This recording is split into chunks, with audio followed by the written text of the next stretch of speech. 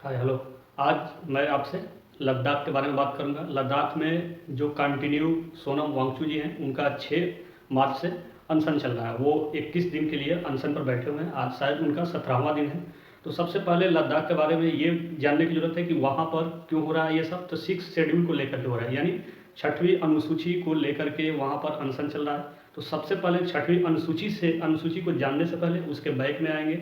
उसको जानते हुए फिर चलेंगे 6वीं अनुसूची की तरफ कि इसका डिमांड क्यों हो रहा है, इसका मांग क्यों हो रहा है। तो सबसे पहले जानेंगे उस व्यक्ति के बारे में जो व्यक्ति लगातार इस डिमांड को लेकर के सुर्खियों में बना हुआ है, तमाम न्यूज में बना हुआ है।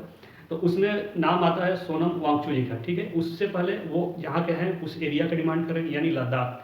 तो उससे पहले लद्दाख सोनम वांगचुक जी की बात करेंगे, फिर सोनम वांगचुक जी के बाद लद्दाख के बारे में बात करेंगे, फिर लद्दाख के बाद 6वीं अनुसूची के बारे में बात करेंगे कि 6वीं अनुसूची में क्या क्या है, किन किन राज्यों को रखा गया है, किन किन राज्यों को नहीं रखा गया है, और 6वीं अनुसूची में आ जाने से क्या क्या फ़ायदा है उस स्टेट का, जिस स्टेट में ये 6वीं अनुसूची यानी 6 शेड्यूल को लागू कर दिया जाए अगर गवर्नमेंट के द्वारा, तो इससे क्या फ़ायदा है और वहाँ के लोगों का क्या फ़ायदा होगा। उसके बाद बात करेंगे कि जो अनशन पर बैठे हैं सोनम वांगचुक जी या वहाँ के लद्दाख के लोगों का क्या मांग है एक्चुअल में 6 शेड्यूल को लेकर के। उसके बाद लास्ट में बात करेंगे पूरा निष्कर्ष, यानी इसका कंक्लूजन क्या निकलता है, वहाँ के लोगों की डिमांड क्या है, सरकार का रवैया क्या है, किस तरह से। चाहे देखिए कोई भी गवर्नमेंट हो वो अपने हिसाब से सब कुछ सर्कुलेट करती है, सब कुछ चलाने की कोशिश करती है। तो उसके भी लास्ट में कंक्लूजन पर यानी निष्कर्ष पर बात करेंगे। तो सबसे तो पहले बात करेंगे सोनम वांगचुक जी के बारे में। यानी आपके बारे में ये जरूर जिज्ञासा होगा कि जो व्यक्ति अनशन पर बैठा है एक्चुअल में ये व्यक्ति है कौन, इसका हिस्ट्री क्या है, ये पीछे से मतलब इसका पीछे का बैकग्राउंड क्या है, ये क्यों अनशन पर बैठा है, ये क्यों इतने मूवमेंट में हिस्सा ले रहा है। तमाम तरह की चीज़ों की आपके दिमाग में बात आ रही होगी। उसके बाद बात करेंगे लद्दाख का। ठीक है, लद्दाख जबकि पहले जम्मू कश्मीर का हिस्सा था, लेकिन अब वो जम्मू कश्मीर का हिस्सा नहीं रहा है। जम्मू कश्मीर 2 स्टेटों में बढ़ चुका है, ये भी आपको बात पता है। तो उसके बाद लद्दाख के बारे में बात करेंगे। फिर लद्दाख के बारे में बात करते हुए वहाँ की जो जनजातीय रहन सहन और सांस्कृतिक विरासत है उसके बारे में बात करेंगे। फिर वही हुआ कि 6वीं अनुसूची के बारे में बात करेंगे, फिर इनकी मांग क्या है एक्चुअल में उस पर बात करेंगे, और लास्ट में क्या सरकार 6वीं अनुसूची में इनको शामिल कर सकती है या नहीं कर सकती है। ये भी आपको थोड़ा बहुत क्लियर हो जाएगा कि एक्चुअल में कर सकती है या नहीं कर सकती है। फिर 6 शेड्यूल को लेकर के संविधान में क्या कहा गया है, यानी संविधान क्या कहता है, इस पर बात करेंगे। तो सबसे पहले चलिए बात करते हैं सोनम वांगचुक जी के बारे में, जो एक बहुत ही प्यारा और नेक इंसान है। तो उनकी हिस्ट्री को थोड़ा सा खंगालने की कोशिश करते हैं कि ये आदमी है कौन और इनका बैकग्राउंड क्या रहा है। ठीक है, तो चलिए इसमें देखते हैं कि सोनम वांगचुक जी का हिस्ट्री क्या है थोड़ा बहुत। तो देखिए व्यक्ति सोनम वांगचुक जी जिन्होंने अनशन पर बैठा हुआ है 6 मार्च से। ठीक है, तो उसके बाद ये अनशन पर बैठ गए 6 मार्च से, आज इनका 17वां दिन है। तो इनका जन्म जो है 1 सितंबर 1966 को इनका जन्म हुआ था। कहाँ पर, लद्दाख में। यानी इनकी राष्ट्रीयता ये भारतीय हैं, लद्दाख से। ठीक है, इनका स्टेट जो है वो लद्दाख है। शिक्षा, इनकी शिक्षा क्या है, तो ये राष्ट्रीय प्रौद्योगिकी संस्थान श्रीनगर से मैकेनिकल इंजीनियरिंग में ग्रेजुएशन है। ठीक, जिसको हम बोलते हैं एनआईटी जो। ठीक है, तो ये श्रीनगर का एनआईटी जो संस्थान है वहाँ से ये मैकेनिकल इंजीनियरिंग में ग्रेजुएशन है। प्रसिद्धि का कारण, यानी ये प्रसिद्ध कैसे हुए, ये प्रसिद्धि में कैसे हैं, लोग इनको कैसे जानने लगे। तो प्रसिद्धि का कारण इनका रहा बर्फ स्तूप, लद्दाख मेलोंग और ऑपरेशन न्यू होप। इन्होंने इन्वेंशन किया इन सारी चीज़ों को लेकर के। और भी इसमें कुछ चीज़ें हैं जिसको हमने ऐड नहीं किया है, लेकिन ये 3 ऐसी इंपॉर्टेंट चीज़ें हैं जिसको हमने मेंशन किया हुआ है। तो बर्फ स्तूप, लद्दाख मेलोंग और ऑपरेशन न्यू होप को लेकर के इन्होंने इन्वेंशन किया है। तो इन इन्वेंशन की वजह से जो है सोनम वांगचुक जी को प्रसिद्धि मिली। ठीक है, और ये शिक्षा एक्टिविस्ट है, एजुकेशन पर ये काम करते हैं। उसके बाद राजनीतिक पार्टी में इनकी जो है न्यू लद्दाख मूवमेंट है, राजनीतिक पार्टी जिसको शॉर्ट में हम बोलते हैं NLN। ठीक है, उसके बाद अब देखते हैं इनको बहुत सारे अवार्ड्स मिले हैं इन्हीं चीज़ों को लेकर के, इन्वेंशन को लेकर के, और शिक्षा के क्षेत्र में जो उन्होंने काम किया है। उसके बाद वो पर्यावरण के रूप में भी जो उन्होंने काम किया है, उन सारी चीज़ों को लेकर के उनको बहुत सारे अवार्ड्स मिले हैं, जिनमें से हम कुछ अवार्ड्स लिखे नहीं हैं और कुछ जो है उसको लिखे हुए। तो उन अवार्ड्स में यह है global award for sustainable architecture, जो 2017 में इनको ये अवार्ड दिया गया। उसके बाद रोलेक्स अवार्ड फॉर इंटरप्राइज 2016 में अवार्ड दिया गया। फिर इनको रियल हीरोज अवार्ड 2008 में दिया गया था। ठीक है, उसके बाद इनको रेमन मैग्सेसे अवार्ड 2018 में मिला, जो कि एक बहुत बड़ा अवार्ड है। ठीक है, उसके बाद इन्होंने क्या किया, चीन को लेकर के इन्होंने एक मंत्र दिया था। ये तब दिया था जब लद्दाख में चीनी सैनिक और भारतीय सैनिक के बीच तानातानी यानी झड़प हुई थी। उसमें उन्होंने कहा था कि बुलेट नहीं वायलेट, इसका उन्होंने एक मंत्र दिया था। इसका कहने का मतलब ये था कि चीनी सामान को बहिष्कृत कर दिया जाए, परित्याग कर दिया जाए, जिससे कि चीन की इकोनॉमी क्या वीक हो जाए और इसकी वजह से जो चीन है, जो लद्दाख में या अरुणाचल प्रदेश में आए दिन सैनिकों के साथ, इंडियन सैनिकों के साथ झड़प कर रहा है, वो नहीं करेगा। लेकिन इस मंत्र से चाइना थोड़ा सा डरा हुआ था कि अगर सोनम वांगचुक जी का ये बात इंडियंस मान ले तो उसके इकोनॉमिक पर बहुत ज़्यादा इफेक्ट पड़ेगा, क्योंकि इंडिया का सबसे ज़्यादा इंपोर्ट करने वाला अगर कोई देश है तो वो है चाइना। चाइना से सामान सबसे ज़्यादा इंडिया में आते हैं, लेकिन इसका असर कुछ खास पड़ा नहीं। ठीक है, तो ये सोनम वांगचुक जी का संक्षेप में कुछ परिचय है। ठीक, तो इनका ये बैकग्राउंड रहा है, सोनम वांगचुक जी का ये बैकग्राउंड रहा है। अब इसके बारे में टोटल हम अब इसके बारे में जानेंगे लद्दाख, क्योंकि सेंटर में सोनम वांगचुक जी हैं, क्योंकि अनशन पर इन्होंने ही अनशन किया है, लगातार ये बैठे हुए हैं। 21 दिन का अनशन है इनका, आज 17वां दिन है। तो ये संक्षेप में इनका परिचय था। तो शायद आप जान गए होंगे कि सोनम वांगचुक कौन है, ठीक है, इनका बैकग्राउंड क्या है और ये कितने बड़े मायने रखते हैं लद्दाख के लिए, कितने बड़े पर्सनालिटी हैं लद्दाख के लिए।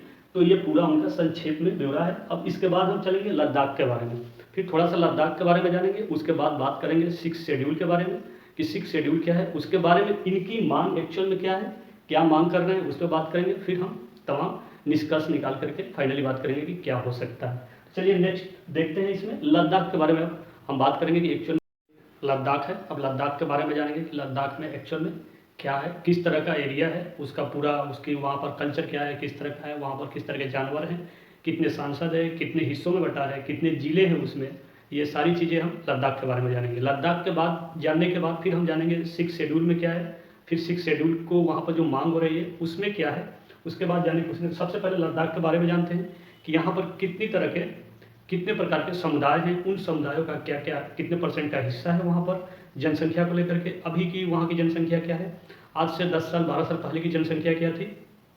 तो इन सारी चीज़ों को थोड़ा सा संक्षेप में जानने की कोशिश करेंगे, जिससे कि हम 6 शेड्यूल को लेकर के आसानी से समझ सकते हैं कि 6 शेड्यूल में एक्चुअल में है क्या और ये एक्चुअल में इसकी मांग क्या है और क्यों मांगा जा रहा है। इस हम लद्दाख को जानने के बाद ये पूरी तरह से 6 शेड्यूल के बारे में समझ सकते हैं। तो चलिए देखते हैं, संक्षेप में देखते हैं कि एक्चुअल में लद्दाख क्या है, इसमें कितने जिले हैं, इन जिलों में क्या क्या है, कितने विधायक हैं, कितने सांसद हैं, यहाँ पर कौन बैठता है, किसकी सरकार चलती है, इन सारी चीज़ों के बारे में जानने की हम हल्की फुल्की संक्षेप में कोशिश करेंगे। तो सबसे पहले देखिए लद्दाख की अगर बात करें तो ये आपका सन 2019 में 2 हिस्सों में बट गया था, जिसमें से इसमें 2 हिस्से बने थे, 2 जिले बने थे लद्दाख में। 2 हिस्सों में बटने का मतलब यानी जब ये जम्मू कश्मीर और लद्दाख एक ही था, एक ही स्टेट था, दोनों मिल करके 300 दोनों पर 370 आर्टिकल लागू था। लेकिन जब जा करके ये सन 2019 में 2 हिस्सों में बट गया था, जिसमें से ये केंद्र शासित प्रदेश घोषित हो गया। तो वो कब हुआ, तो इसमें से आपका लद्दाख देखेंगे तो 2 लद्दाख जम्मू कश्मीर और लद्दाख 2 हिस्सों में बटा। लद्दाख में 2 जिले आपके हो गए, एक लेह हो गया, एक कारगिल हो गया, ठीक है। तो लेह को क्या किया इन्होंने, राजधानी बना दिया, ठीक। अब ये कब किस तारीख को घोषित किया गया, कब इसको केंद्र शासित प्रदेश बनाया गया, तो इसमें चेक करेंगे तो 5 अगस्त 2019 को घोषित किया गया था कि लद्दाख जो है और जम्मू कश्मीर 2 हिस्सों में 2 स्टेट बनेंगे और दोनों यूटी बनेंगे, यानी केंद्र शासित प्रदेश। तो 5 अगस्त 2019 को इसे घोषित कर दिया गया था पूर्ण रूप से। लेकिन अगर देखेंगे तो 31 अक्टूबर 2019 को पूर्ण रूप से इसे संवैधानिक रूप से बना दिया गया था कि ये यूटी हो गया, यानी केंद्र शासित प्रदेश, इसे घोषित कर दिया गया, बना दिया गया था, ठीक है। तो आप इस चीज़ को याद रख सकते हैं अगर स्टूडेंट है तो, कि 5 अगस्त और 2019 को घोषित किया गया था, लेकिन 31 अक्टूबर 2019 को इसे बना दिया गया था, ठीक है। उसके बाद हम बात करते हैं यहाँ पर सांसद, कितने सांसद हैं, तो देखेंगे तो यहाँ पर 2, हालांकि 2 जिला है लेकिन एक सांसद है, उनका नाम है जमयांग सेरिंग नामग्याल, ठीक है। जमयांग सेरिंग नामग्याल, ये बीजेपी पार्टी के सांसद हैं, ठीक। ये एक ही वहाँ पर सांसद हैं। वहाँ के वासी यानी वहाँ के जो वसिंदे हैं, जो वासी हैं, जो रहने वाले लोग हैं, वो लद्दाखी लोग हैं, ठीक है। उसके बाद वहाँ की जो भाषा है, वहाँ पर 3 भाषा बोली जाती है, हिंदी, लद्दाखी और तिब्बती। यानी तिब्बत उस हिस्से से सटा हुआ है तो उसका असर वहाँ पर उसका प्रभाव है। जैसे आप देखेंगे कि बिहार से जो बंगाल का हिस्सा सटा हुआ है, यानी जैसे झारखंड का हिस्सा सटा हुआ है, तो आप जाएंगे झारखंड के उस हिस्से में तो वहाँ पर बंगाली भी बोली जाती है और झारखंडी भी बोली जाती है। उसी तरह से इसका भी एक हिस्सा है कि यहाँ पर हिंदी और लद्दाखी और तिब्बती भी भाषाएं को बोला जाता है। उसके बाद यहाँ पर जनसंख्या में देखेंगे तो जनसंख्या अभी के आंकड़ा के हिसाब से इसमें जनसंख्या नहीं है, ये सन 2011, क्योंकि अभी जनसंख्या नहीं की गई है। तो इसका जनसंख्या 2011 की जनसंख्या के हिसाब से देखेंगे तो पूरे लद्दाख में 2,74,289 लोग हैं, ठीक है। 2011 की जनसंख्या के आंकड़ा के हिसाब से ये कह रहा है कि लद्दाख में जो लोग हैं वो 2,74,289 लोग हैं, यानी लगभग मान लीजिए वहाँ पर 3 लाख लोग हैं, ठीक है। 3 लाख लोग हैं लद्दाख में, ठीक है। उसके बाद यहाँ पर बात करते हैं कि सबसे ज़्यादा जो जनसंख्या है यहाँ पर घुमक्कड़ टाइप का जनसंख्या है। इस पर लिखा हुआ है कि यहाँ की अधिकांश जनसंख्या घुमक्कड़ है। घुमक्कड़ का मतलब जैसे आप कोई भेड़ चलाने वाला है, कोई बकरी चलाने वाला है, तो ये लोग अपना घूम घूम करके रोजगार करते हैं। तो इनमें सबसे ज़्यादा जो जनसंख्या है वो घुमक्कड़ टाइप की है। उसके बाद इसमें जिसकी प्राकृतिक संस्कार एवं रहन सहन तिब्बत से प्रभावित है, यानी यहाँ के लद्दाख के जो लोगों की रहन सहन और प्रकृति और संस्कार है वो तिब्बत से मिलता जुलता है, यानी जो तिब्बत के संस्कार रहन सहन और वहाँ की जो प्रकृति है वो तिब्बत से ही प्रभावित है। तथा इसके अब इसमें भी दो हिस्सा है, लद्दाख में दो हिस्सा है, पश्चिमी हिस्सा और पूर्वी हिस्सा। तो इसमें देखेंगे तो पूर्वी हिस्सा, पूर्वी भाग में अधिकांश लोग बौद्ध है। जब लद्दाख के आप पूर्वी हिस्सा में जाएंगे तो सबसे अधिक कौन लोग मिलेंगे, तो बौद्ध लोग मिलेंगे, तथा पश्चिमी हिस्से में मुसलमान मिलेंगे, ठीक है। तो इसमें पूर्वी हिस्से में आपको बौद्ध मिलेंगे और पश्चिमी हिस्से में आपको मुसलमान की संख्या ज़्यादा मिलेगी, पूर्वी हिस्से में बौद्ध लोगों की जनसंख्या ज़्यादा मिलेगी। उसके बाद यहाँ पर टिक्से मठ है, टिक्से मठ यानी बौद्ध का मठ है, ठीक है। उसके बाद यहाँ पर जो जिला दारा है, उसके बाद सियाचिन ग्लेशियर भी है, ठीक है। तो ये लद्दाख के अंदर, ये लद्दाख के हिस्से में ये तीनों आता है। उसके बाद अगर परसेंटेज के हिसाब से चेक करेंगे कि किस समुदाय की कितने हिस्सा है, तो इसमें देखिए बौद्ध की जो है वो 64.56% है, ठीक है। उसके बाद अगर हिंदू का चेक करेंगे तो 17.14% है, मुसलमान की चेक करेंगे तो 14.28% है, और सिख का अगर देखेंगे तो 2.36% है, ठीक है। वही ईसाई का 0.49% है। यानी इसमें से 5 समुदाय ऐसे हैं, 1 2 3 4 5, जिनकी ये परसेंटेज में हिस्सा है। तो अगर देखा जाए तो सबसे ज़्यादा जनसंख्या बौद्ध की है लद्दाख में। उसके बाद अगर देखा जाए तो हिंदू की जनसंख्या है। उसके बाद अगर चेक किया जाए तो मुसलमान की, उसके बाद सिख की, उसके बाद ईसाई की, बाकी अन्य में 1%, 1 पॉइंट कुछ % लोग हैं, ठीक है। अब यहाँ पर बात करते हैं जीव जंतु की, यानी लद्दाख में किस तरह के जीव जंतु रहते हैं। तो लद्दाख के अगर देखेंगे तो जंगली बकरी, जंगली भेड़, याक और विशेष प्रकार के कुत्ते होते हैं। विशेष प्रकार के कुत्ते मतलब वो जो बर्फीले एरिया में रह सकते हैं उनको हम विशेष प्रकार के कुत्ता बोलते हैं, ठीक है। तो वो एक विशेष प्रकार के कुत्ते रहते हैं। फिर जंगली बकरी, जंगली भेड़, याक, ये सारी चीज़ें। तो ये समुदाय जो है किन चीज़ों पर टिका हुआ है, तो अगर आप देखेंगे तो प्राकृतिक संसाधनों पर टिका हुआ है पूर्ण रूप से, यानी जंगली जानवरों पर, दूध मांस पर, और वहाँ की जो नदी है उन सब चीज़ों पर पूर्ण रूप से यहाँ की समुदाय डिपेंड करता है, उन सारी चीज़ों को लेकर के, ठीक है। तो अब ये हम क्या करें, लद्दाख के बारे में संक्षेप में जान लिए। इससे क्या होगा कि आपको 6 शेड्यूल समझने में दिक्कत नहीं होगी और आसानी से आप समझ सकते हैं कि 6 शेड्यूल लागू होना चाहिए कि नहीं होना चाहिए, उनकी डिमांड उचित है कि नहीं है। इन सारी चीज़ों से आप समझ सकते हैं कि वाकई में क्या वहाँ का मांग है, क्या डिमांड है, और क्यों लोग अनशन पर बैठ करके लगातार इस चीज़ को डिमांड कर रहे हैं कि वहाँ पर 6 शेड्यूल को लागू कर दिया जाए। ये पूरा संक्षेप में रहा है, पूरा डीप में नहीं है, संक्षेप में कि ये लद्दाख का एक हिस्सा है। लद्दाख में इस तरह के लोग हैं, यहाँ का कल्चर इस तरह का है, यहाँ की जो जीव जंतु है इस तरह के हैं, किस समुदाय में कितने परसेंटेज में लोग रहते हैं, ठीक है। यहाँ की कुछ हिस्सों में क्या इंपॉर्टेंट है वो आप जान लिए। उसके बाद आप जान लिए कि इसके दो जोन है, यानी पूर्वी जोन, पश्चिमी जोन, उनमें किस किस जोन में किस तरह के लोगों की जनसंख्या ज़्यादा है। उसके बाद भाषा के बारे में आप जान लिए। उसके बाद ये भी जान लिए कि यहाँ पर मात्र एक सांसद है, कोई विधायक नहीं है। उसके बाद आपको ये पता चल गया कि घोषित हुआ था इतने टाइम को और बना था इतने तारीख को। उसके बाद ये भी पता चल गया कि लद्दाख में आपके 2 जिले हैं, लेह और कारगिल। उसके बाद ये भी पता चल गया कि लद्दाख की, लेह की राजधानी लद्दाख, लद्दाख की राजधानी लेह है, ठीक है। तो अब इसके बारे में हमने जानकारी मोटा मोटा हो चुका है। अब हम बात करेंगे 6 शेड्यूल की कि 6 शेड्यूल में क्या है, कैसे है, संविधान क्या कहता है 6 शेड्यूल को लेकर के। फिर हम बात करेंगे कि मांग क्या है वहाँ के लद्दाख के लोगों को, क्यों मांग कर रहे हैं 6 शेड्यूल को। उसके बाद हम बात करेंगे, फाइनली कंक्लूजन में पहुँचेंगे कि उसका निष्कर्ष क्या है।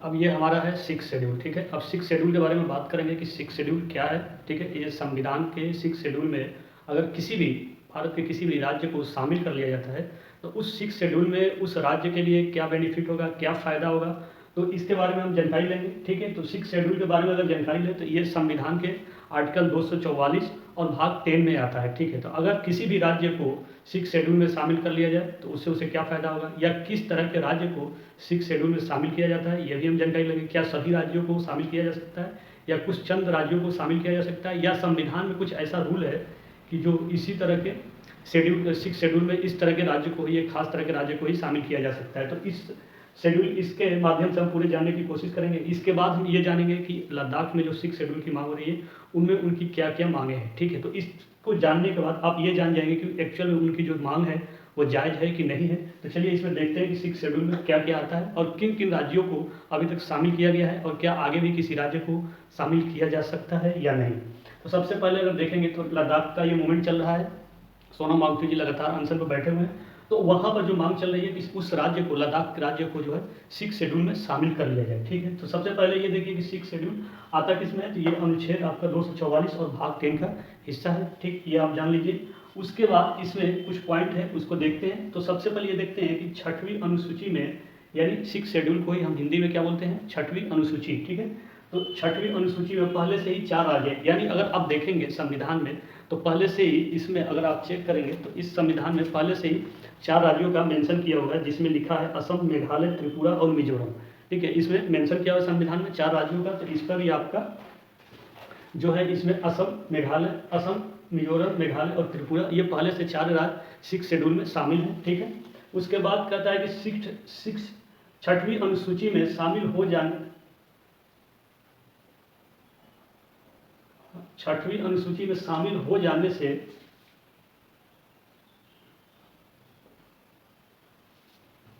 से लद्दाख के जमीन, रोजगार और स्थानीय आबादी की संस्कृति को सुरक्षा मिलेगी। यानी इस, तो अगर उनको 6 शेड्यूल में शामिल कर लिया जाए तो जो जमीन, रोजगार और स्थानीय आबादी की संस्कृति की सुरक्षा मिलेगी। यानी अगर लद्दाख को 6 शेड्यूल में शामिल कर लिया जाए तो उससे क्या होगा, उससे उनको ये फायदा होगा कि जो लद्दाख की ज़मीन है, वहाँ जो रोजगार है, उसके बाद स्थानीय जो संस्कृति, आबादी की जो संस्कृति है, उससे उनको सुरक्षा मिलेगी। यानी जो उनके रहने का और खाने पीने का जो तरीका है, उससे उनको क्या होगा, सुरक्षा और आज़ादी मिलेगी कि वो अपने हिसाब से वहाँ पर रह सकते हैं, अपने कल्चर को, वो जो भी उनका कल्चर है उस कल्चर के हिसाब से रह सकते हैं। ठीक है, दूसरा चीज़ है इसमें कि 6वीं अनुसूची स्वायत्त प्रशासनिक व्यवस्था बनाने का अधिकार देती है। यानी इसमें ये कहने का मतलब ये है, स्वायत्त प्रशासनिक व्यवस्था बनाने का मतलब कि जैसे किसी भी स्टेट का कोई भी पीसीएस एग्जाम होता है, स्टेट पीसीएस, तो वहाँ पर इस तरह की कोई व्यवस्था नहीं है कि लद्दाख का पीसीएस कोई हो, यानी लद्दाख का कोई प्रशासनिक व्यवस्था खुद का नहीं है। जैसे यहाँ पर आप चले जाएंगे तो बिहार में भी पीएससी है, यूपी में यूपीएससी है, उत्तराखंड में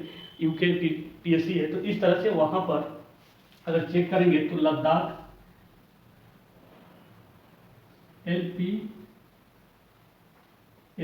यानी लद्दाख पब्लिक सर्विस कमीशन वहाँ पर इस तरह का नहीं है। ठीक है, तो उसके मतलब ये होगा कि 6 शेड्यूल में अगर शामिल हो जाएगा तो उसमें आप लद्दाख जो है अपना खुद का पब्लिक सर्विस कमीशन बना सकता है। तो इसका कहने का मतलब यही है कि 6वीं अनुसूची स्वायत्त प्रशासनिक व्यवस्था बनाने का अधिकार देती है, यानी वो अपना लोक सेवा आयोग बना सकता है। उसके बाद आता है इसमें कि 6वीं अनुसूची में विधायकी, न्यायिक और प्रशासनिक स्वायत्ता मिलती है। ये भी बात सही है कि जब वो 6 शेड्यूल में शामिल हो जाएगा तो उसमें क्या करेगा, वो अब राज्य अपने विधायक को चुन सकता है, अपने विधायक को चुन करके यहाँ के पार्लियामेंट या विधानसभा में वो भेज सकता है। उसके बाद प्रशासनिक स्वायत्त जैसे मैंने आपको बताया कि वहाँ पर कोई भी पब्लिक सर्विस कमीशन, स्टेट का पब्लिक सर्विस कमीशन अपना नहीं है, जैसे अदर स्टेट का टीसीएस का होता है, वहाँ पर नहीं है। तो अगर वो भी हो जाएगा तो उससे फ़ायदा ये होगा कि वहाँ के लोग ही उस स्टेट टीसीएस में अपना सिलेक्शन लेंगे और वहाँ के लोगों को भाषा को समझ सकते हैं और काम को अच्छी तरह से वहाँ के लोगों को किया जा सकता है। ठीक है, तो ये भी उसकी आज़ादी एक मिल जाएगी कि वहाँ के प्रशासनिक खुद का उसी स्टेट का होगा। उसके बाद इसमें आता है कि इसमें एडीसी जिसको ऑटोनोमस डिस्ट्रिक्ट काउंसिल यानी इसको हिंदी में बोले तो स्वायत्त जिला परिषद होता है। ठीक है, वहाँ पर तो इसमें क्या होता है, एडीसी में क्या होता है, ऑटोनोमस डिस्ट्रिक्ट काउंसिल में यानी स्वायत्त जिला परिषद में इसमें क्या होता है, इसमें 30 सदस्यों को चुना जाता है। ठीक है, उस स्टेट के, जिस स्टेट का ये 6 शेड्यूल में शामिल किया गया है, उस स्टेट के 30 लोगों को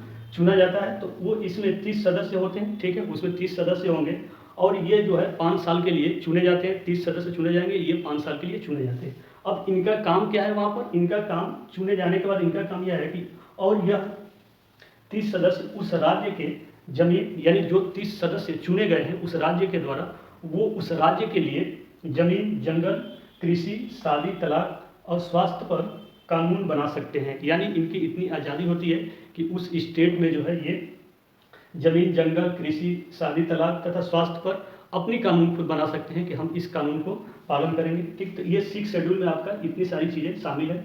ये मतलब 6 शेड्यूल में शामिल हो जाने से इतनी सारी आपका सुख सुविधाएं यानी व्यवस्था जो भी कहिए ये मिलता है आपको, उस राज्य को मिलता है। वो राज्य इतने मतलब प्रशासनिक रूप से, न्यायिक रूप से और विधायकी रूप से जो है मजबूत हो जाता है खुद को चुनने के लिए। ठीक, तो ये 6 शेड्यूल में शामिल है। अब इसी को देख करके लद्दाख के लोग जो हैं या सोनम वांगचुक जो अनशन पर बैठे हुए हैं वो लगातार इस चीज़ को मांग कर रहे हैं कि हमें हमारा स्टेट को 6 शेड्यूल में शामिल कर लिया जाए, जिससे कि इन सारी चीज़ों से वो अपने स्टेट में विधायकी चुन सके, न्यायिक व्यवस्था बना सके और प्रशासनिक जो वहाँ की लोकल प्रशासनिक व्यवस्था है उसको भी वो बना सके। तो इसके बाद अब देखेंगे कि इन सारी चीज़ों को देखते हुए उनके अब क्या डिमांड है। ठीक है, अब अगर देखें तो क्या ये 4 राज्य जो है असम, मिजोरम, मेघालय, त्रिपुरा, इसके बावजूद भी कोई अदर राज्य को इसमें शामिल किया जा सकता है। तो इसमें देखेंगे तो बिल्कुल संविधान में साफ साफ लिखा हुआ है कि यह 6 शेड्यूल केवल जो पूर्वी क्षेत्र एरिया है, भारत का जो पूर्वी क्षेत्र एरिया है उसको ही 6 शेड्यूल में शामिल किया जा सकता है। अगर मैं आपको दिखाऊं इसमें, तो इसमें लिखा हुआ है, इसमें लिखा हुआ आपको दिख नहीं रहा होगा, मैं पढ़ कर सुनाता हूँ। इसमें साफ साफ लिखा हुआ है कि संविधान के भाग में 10 अनुच्छेद 244 में कुछ ऐसे क्षेत्रों में जिन्हें अनुसूचित क्षेत्र और जनजातीय क्षेत्र नामित किया गया है। ठीक है, प्रशासन की विशेष व्यवस्था की परिकल्पना की गई है। संविधान की 5वीं अनुसूची में राज्यों के अनुसूचित क्षेत्र वो अनुसूचित जनजातीय प्रशासन व नियंत्रण के बारे में चर्चा की गई है। यानी इसमें देखिए आप ध्यान से देंगे तो इसमें लिखा है कि संविधान की 5वीं अनुसूची में राज्यों के अनुसूचित क्षेत्र, अनुसूचित जनजातीय के प्रशासन एवं नियंत्रण के बारे में चर्चा की गई है। असम, मेघालय, त्रिपुरा व मिजोरम इन राज्यों को छोड़कर, यानी ये कह रहा है कि ये 4 राज्यों को छोड़कर असम, मेघालय, त्रिपुरा व मिजोरम को छोड़कर बाकी राज्यों को, जो बाकी राज्य में जो लोग जातीय यानी आपका अनुसूची और अनुसूचित जनजातीय लोग जो हैं बाकी अदर स्टेट में भारत के, उनको 5वीं अनुसूची में शामिल किया गया है, जबकि असम, मेघालय, त्रिपुरा और मिजोरम को 6वीं अनुसूची में शामिल किया गया है। ठीक है, तो दूसरी ओर संविधान की 6वीं अनुसूची में 4 उत्तर पूर्वी राज्य, यानी 4 उत्तर पूर्वी राज्य असम, मेघालय, त्रिपुरा व मिजोरम के प्रशासन के संबंध में उपलब्ध है। यानी इसमें ये साफ साफ कह रहा है कि हम जो है पूर्वी क्षेत्र के जो 4 स्टेट है उन्हीं को 6 शेड्यूल में शामिल करने का अधिकार दे रहे हैं। बाकी अदर जितने भी स्टेट हैं जहाँ पर अनुसूचित जनजातीय लोग रहते हैं उनको 5वीं अनुसूची में शामिल किया जाएगा। तो क्या आप इससे अंदाज़ा लगा सकते हैं कि इस मांग को लेकर के जो लद्दाख के लोग मांग कर रहे हैं, इनको देखते हुए, संविधान को देखते हुए क्या लद्दाख को 6वीं अनुसूची में शामिल किया जा सकता है या नहीं किया जा सकता है, ये सरकार का निर्णय है। फिर चलते हैं, देखते हैं कि उनका क्या मांग है, एक्चुअल में वो क्या मांग कर रहे हैं जिसके चलते वो अब हम देखेंगे कि लद्दाख में जो अनशन चल रहा है उसमें एक्चुअल में मांग क्या है। ठीक है, तो मांग में देखेंगे तो उनकी 4 एक्चुअल में मांग है। ठीक है, इन चारों में ये देखेंगे, सबसे पहले मांग उनका ये है कि उस स्टेट को यानी लद्दाख स्टेट को आप 6 अनुसूची में शामिल कर लें। ठीक है, जैसे हमने बताया कि 6 अनुसूची जो है 6वीं अनुसूची है, उसमें आप देखेंगे तो कितने तरह के फ़ायदे हैं। अगर कोई भी स्टेट 6वीं अनुसूची में शामिल कर लिया जाता है तो उसका एक अपना अलग फ़ायदा है। तो उनका पहला डिमांड ये है कि इसको 6 अनुसूची में शामिल कर लिया जाए। दूसरा है कि वहाँ का लोक सेवा आयोग का गठन किया जाए। लोक सेवा आयोग का गठन करने का मतलब कि जैसे आप बिहार पीएससी, यूपी पीएससी और एमपी पीएससी यानी वहाँ का स्टेट का अपना लोक सेवा आयोग होता है, तो उनको कहने का मतलब है यहाँ की लद्दाख का भी अपना लद्दाख पब्लिक सर्विस कमीशन होना चाहिए। उससे क्या होगा कि लद्दाख के लोगों का ही सिलेक्शन होगा। जो लद्दाखी हैं एक दूसरे को अच्छी तरह से जानते हैं, एक दूसरे की भाषा को जानते हैं, तो अगर वहाँ के पब्लिक सर्विस कमीशन को सेलेक्ट किया जाएगा तो वहाँ के काम काज जो है वो आसानी से हो जाएंगे, क्योंकि एक दूसरे की भाषा को जानते हैं, एक दूसरे के एरिया को जानते हैं, एक दूसरे के कल्चर को जानते हैं, तो उससे उनका डेवलपमेंट बढ़ेगा। तो उनका ये भी कहना है कि लोक सेवा आयोग को गठन किया जाए वहाँ पर। उसके बाद लद्दाख का अपना विधानसभा हो, यानी उनका कहना है कि हमारे लद्दाख का अपना खुद का विधानसभा हो। इसलिए हो विधानसभा की, अगर विधानसभा वहाँ होगा तो विधायक को चुन करके अपने लोक विधानसभा में भेजेंगे या कहीं भी जैसे सांसद में भी भेजेंगे। अगर सांसद चुन के तो उनकी जो लोकल एरिया का प्रॉब्लम है, समस्या है, वो उनकी आवाज़ को जाकर के वहाँ पर उठाएगा और उससे और ज़्यादा लद्दाख का डेवलपमेंट एरिया बढ़ेगा और डेवलपमेंट होगा। तो उनका ये भी कहना है कि लद्दाख का अपना विधानसभा एरिया होना चाहिए, विधानसभा मिलना चाहिए, जिससे कि वो अपने विधायक को चुन सके और वो विधायक उनकी बातों को, उनकी समस्याओं को सरकार तक आसानी से पहुँचा सके। ठीक है, दूसरी चीज़ है कि संसदीय सीट बढ़ाई जाए। जैसे हमने बताया कि अभी तक वहाँ पर लद्दाख में एक ही सांसद है, ठीक है, वो भी बीजेपी पार्टी से है। तो उनका कहने का मतलब है कि कम से कम 1 सीट और संसदीय सीट बढ़ाई जाए, जिससे क्या होगा कि और ज़्यादा डेवलपमेंट होगा, यानी एक और संसद बन जाएगा वहाँ पर। तो उसके फंड में जो पैसे आएंगे तो 2 सांसदों के मिलकर जो फंड आएंगे उससे और ज़्यादा लद्दाख का डेवलपमेंट होगा और लद्दाख के बाकी एरिया को कवर करने के लिए जो भी प्रॉब्लम होगा, समस्या होगा, वो अपनी आवाज़ को वहाँ पर जाकर पार्लियामेंट में उठाएगा कि ये है हमारा लद्दाख की समस्या, ये है, इसको इस तरह से समस्याओं को देखा जाए और उसका निवारण किया जाए। ठीक है, तो उनकी ये 4 डिमांडें हैं खासतौर से। पहला यही है कि 6वीं अनुसूची में लद्दाख को शामिल कर लिया जाए, बहुत सारे उसके फ़ायदे हैं। दूसरा यह है कि लोक सेवा आयोग का खुद का गठन किया जाए, जिससे कि उनके भाषा के लोग, उनके कल्चर को कोई किसी तरह का नुकसान न पहुँचे। तीसरा यह है कि लद्दाख का अपना विधानसभा हो, यानी विधानसभा होने से यह है कि लद्दाख के लोग अपना विधायक चुन करके भेज सकते हैं और उनकी समस्याओं का निवारण कर सकता है। और चौथा यह है कि लद्दाख संसदीय सीट बढ़ाई जाए, यानी अभी तक 1 संसद है तो कम से कम 2 कर दिया जाए, जिससे कि लद्दाख के डेवलपमेंट में और आगे बढ़ोतरी हो सके। तो ये उनका डिमांड है। ठीक, लेकिन अगर देखा जाए संविधान के हिसाब से, तो संविधान में जैसे हमने आपको बताया कि उसमें साफ साफ क्लियर कट ये लिखा हुआ है कि 6वीं अनुसूची में केवल 4 राज्य को ही शामिल किया जा सकता है। बाकी राज्य, जिस राज्य में अनुसूचित और अनुसूचित जनजातीय के लोग रहते हैं, मतलब जिस राज्य में ये रहते हैं, उनको 5वीं अनुसूची में शामिल किया जाएगा। ठीक है, तो ये संविधान में लिखा हुआ है। तो क्या इन सब चीज़ों को देखते हुए, संविधान में लिखा हुआ है उसको देखते हुए, आपको क्या लगता है कि गवर्नमेंट जो है लद्दाख को 6वीं अनुसूची में शामिल कर सकती है या नहीं कर सकती है? इसका आप कमेंट करके बता सकते हैं। अब हम पहुँचेंगे एक छोटा सा निष्कर्ष पर। ठीक है, एक ग्राफ के माध्यम से मोटा मोटी समझने की कोशिश करेंगे कि एक्चुअल में ये राइट है। ठीक है, तो चलिए ग्राफ के माध्यम से समझते हैं। ग्राफ बनाएंगे, ग्राफ के अंदर लद्दाख बनाएंगे और फिर देखेंगे, उसको समझने की कोशिश करेंगे फाइनली कि क्या है, जैसे कि आपका पूरा कंक्लूजन या मोटा मोटी कोई पूछे कुछ तो आप आसानी से बता सकें। ठीक, तो चलिए आइए देखिए, समझते हैं।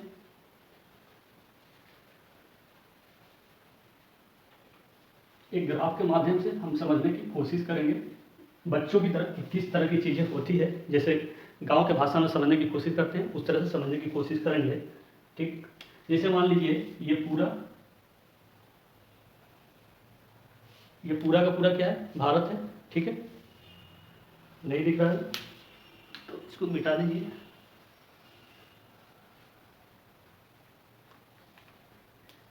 ये पूरा क्या है आपका,